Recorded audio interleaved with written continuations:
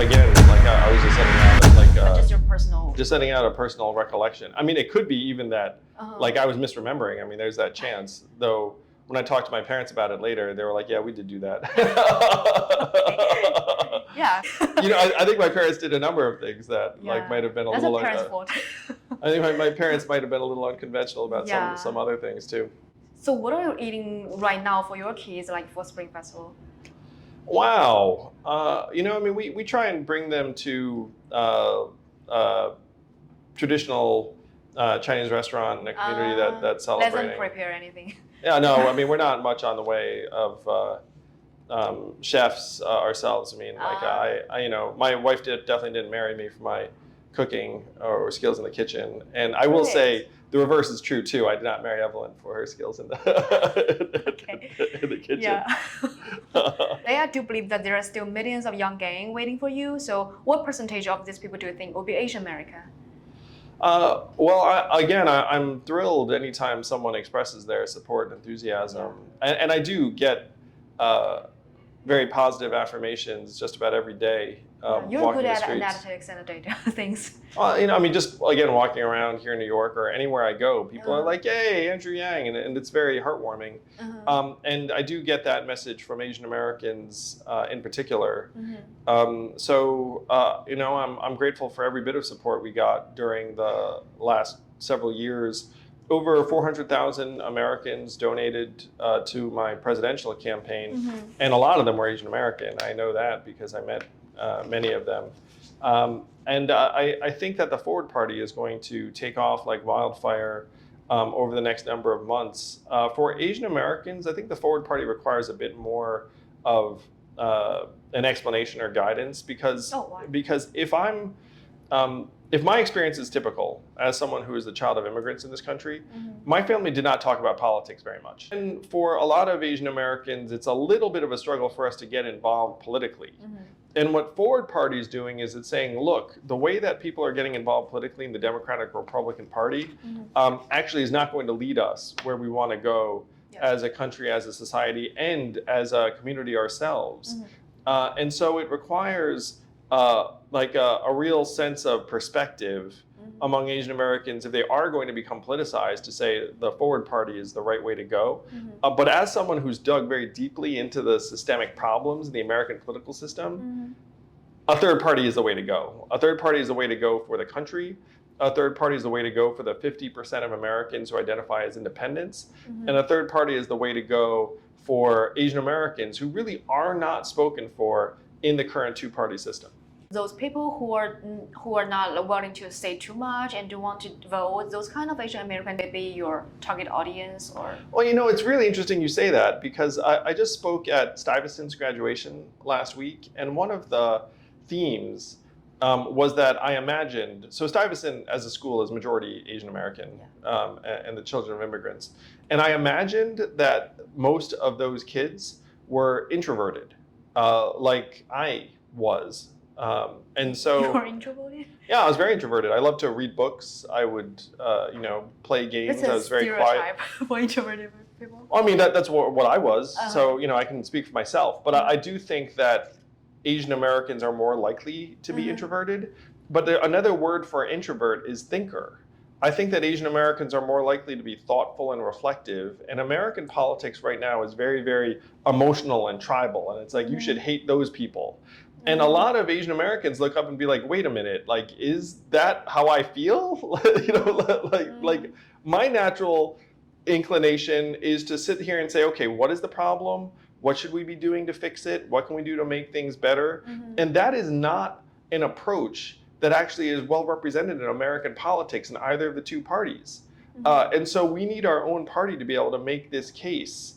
And I think that it's actually a very natural fit, and it will be something that Asian Americans embrace, but I don't expect it to happen overnight because it requires a little bit of exposure. And again, some political activation that hasn't been the norm for just about anyone, and which I understand because again, I grew up in that kind of household myself. Now the community you said is an extroverted community. People don't think too much. So in that place, do you think that many people will go to the Forward Party? I think Americans generally prize extroversion. It's all about the outgoing person who can go out. And even now, Americans tend to conflate leadership with being very loud.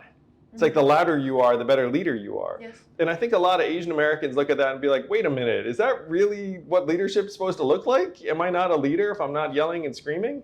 And I think that our method of leadership is to actually go to the source of the problem and do work and figure out how to make that problem better. And the question I'd pose is like, is that happening right now in American politics, or is just the volume rising and rising? And as the volume rises, it's going to be bad for everyone, but it's going to be particularly bad for us because we're going to be shut out and stuck in somewhere in the middle, and they're going to be shouting over us, and we're going to be over here and not be a priority, and the rest of it. And again, if there's anything that these sides will agree on, it's that whoever can be tough around China, it's like that's like one of the only competitions that they can agree on. And so it's going to be rougher and rougher for us unless we solve the structural problems. Now, there are a couple of different approaches you could have if you're Asian Americans and you're looking at this. You could be like, hey, let's try and shout and be as loud as them. And I don't mind it when people do that. I mean, I did a version of that myself by running for president. And I think that's one thing people appreciate about me, which is that I was willing to stand up and be like, hey guys, what you're doing here isn't working. It doesn't make any sense. And maybe we should try and solve the core problem in a different way. But in this case, I've figured out that the same is true of the political system itself. It's that we are underrepresented and weak within their existing political system, and it does not play to our strengths at all because it requires you to be as loud and extroverted as possible. So what we need to do is change the underlying structures and then make it so that the thoughtful people that actually want to solve problems have a voice of our own. And then we can make a difference. And you saw this in San Francisco as an example when the school board members were recalled, is that you had Asian Americans come together and organize in a particular way. And it was something that was unprecedented. And I think that's the kind of thing we need to do with the Forward Party, where you have these two parties that are going to clash and clash, lead this country into an abyss. I mean, that's where this country is heading. And so while they're doing that, it's for Asian Americans and for other thoughtful, reflective people who just want to solve the problems to come together and organize and say, look, let's change the political system itself so more points of view are represented.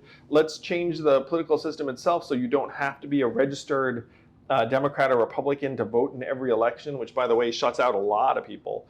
I mean, for Asian Americans, a lot of people aren't registered to vote with either party, and then they show up. And I know because I had this happen when I was running for mayor in New York City, where Asian Americans would come to me all the time and be like, I want to vote for you.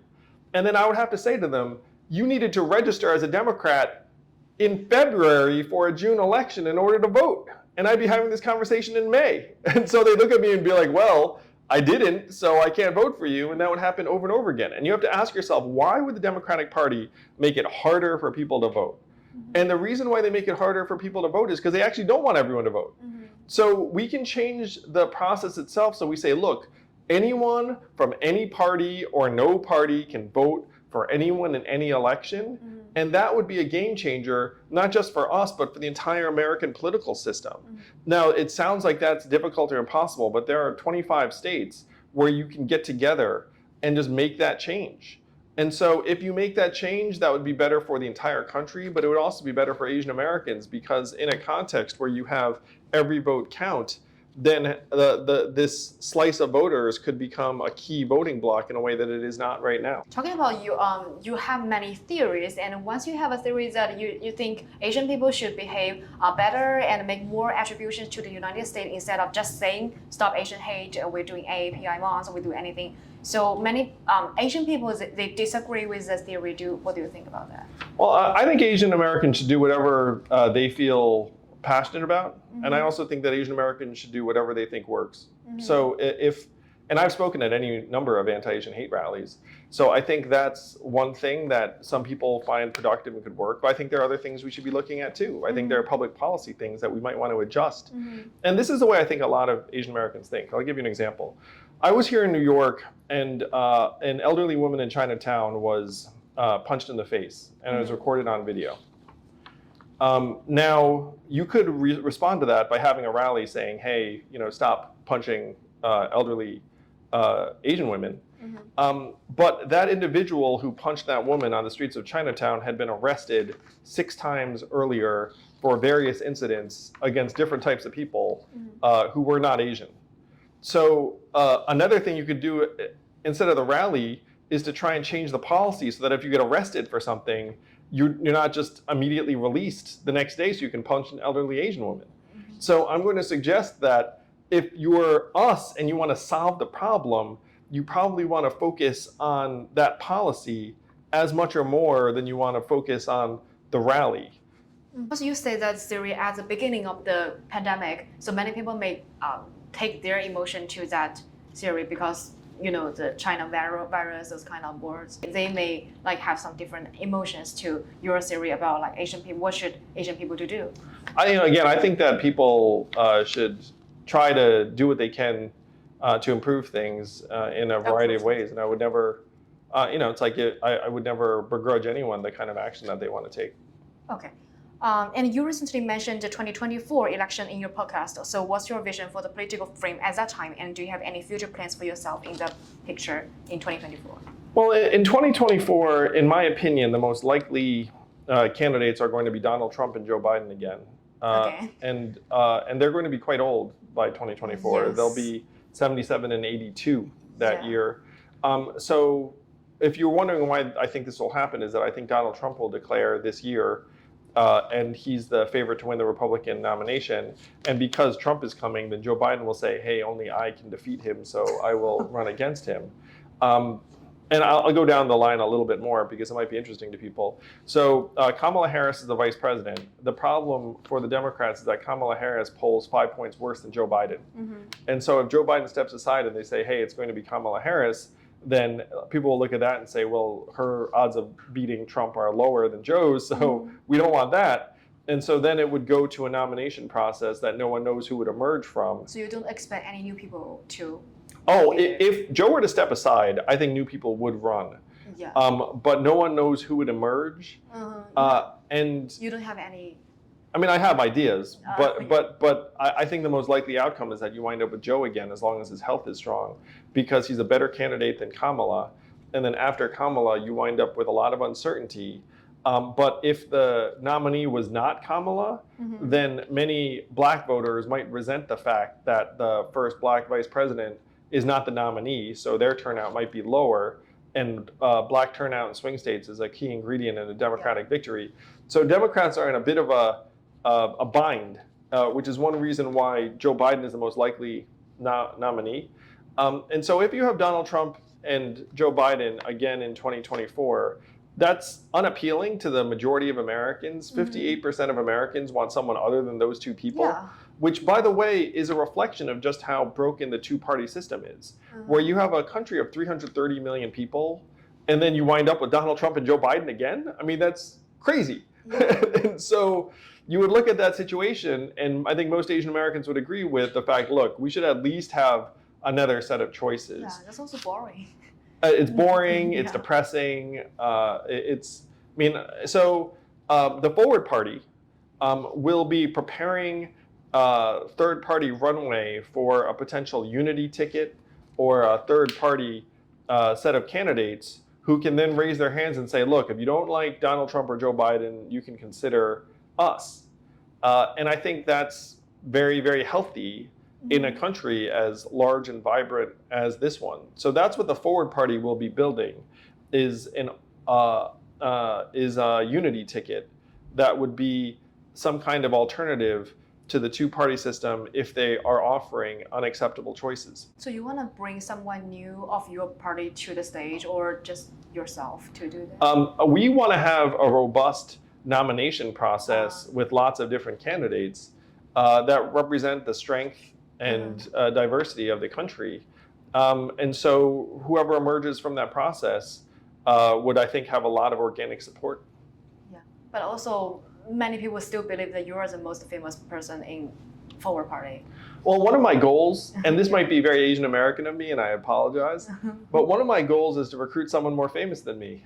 You know what I mean? For this third-party nomination process. Do you have a detailed plan to say? So I'm just going to throw out some names that might be of interest to people, and different people have different reactions to this. I think Mark Cuban would make a great presidential candidate. I think Matthew McConaughey would be a very interesting presidential candidate. I think that there are different members of Congress who have shown a lot of courage in standing up to Trump, who might make very good presidential candidates.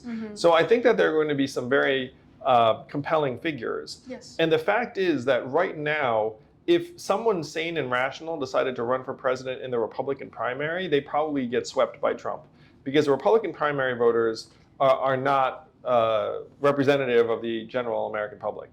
The same is true of the Democratic primary in a different way. And if it's Joe running again, there is no Democratic primary. So if you have to ask yourself, if you are someone who has something to offer as a potential presidential candidate, what option do you have to even run in this system? Right now, and this is again the fix of the two-party system, is the Republicans will be like, no, it's Trump.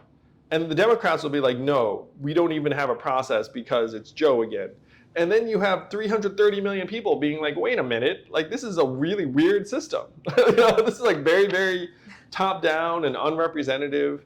I'm like many people watching this, I'm the son of immigrants. I grew up in this country as a relative newcomer. But I have determined that the American political system is broken, does not make any sense, and is going to lead to conflict and eventual civil war unless someone fixes it. And so I'm rallying people of every background to come and say, look, let's modernize and renovate this political system before it's too late. So my questions are all done, and as a tradition for our program, you can speak to the camera and send a video message to your audience, like your readers, your podcast listeners. Oh, sure. Yeah, whatever you want to say. Thank you so much to everyone who supported me during my presidential run. It means the world to me, my wife Evelyn, and my family. I hope you're excited about this next chapter, which I see as some of the most important work that I've ever done and that anyone can do, which is to fix America's broken political system and see to it that we all, Asian Americans, yes, but all Americans have a genuine voice and genuine say in our country's future.